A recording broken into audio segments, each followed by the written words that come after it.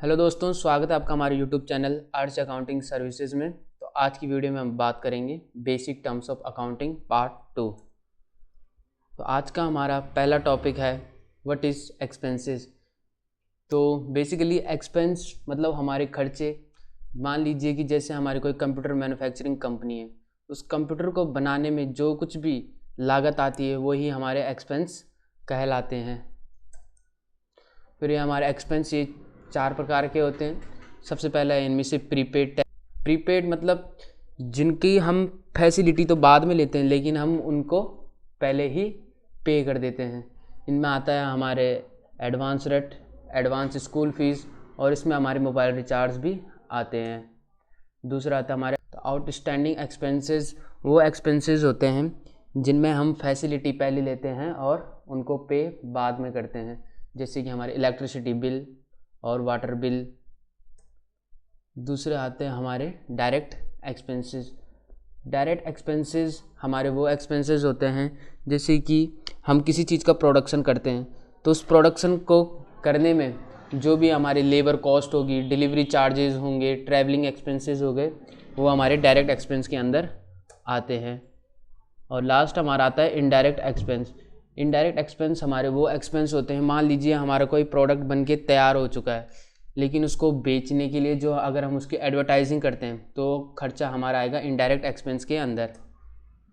फिर इसके बाद हमारा टॉपिक है डेटर।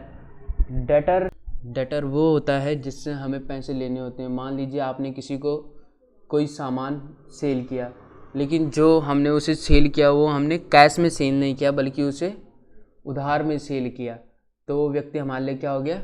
वो हमारे लिए डेटर हो गया। नेक्स्ट टॉपिक है हमारा क्रेडिटर।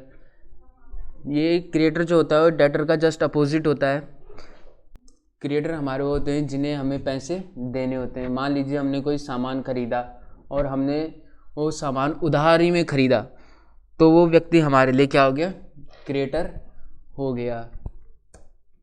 फिर नेक्स्ट टॉपिक हमारा what is goods. Basically goods मतलब हमारा सामान।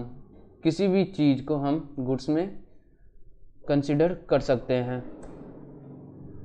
फिर आता है वाउचर। बेसिकली वाउचर हमारा जो होता है वो बिजनेस ट्रांजैक्शन का एविडेंस होता है। मान लीजिए हम किसी चीज़ को खरीदते हैं, तो जिससे हम खरीदते हैं वो हमें एक बिल प्रोवाइड करता है, तो उसी को हम वाउचर कहते हैं।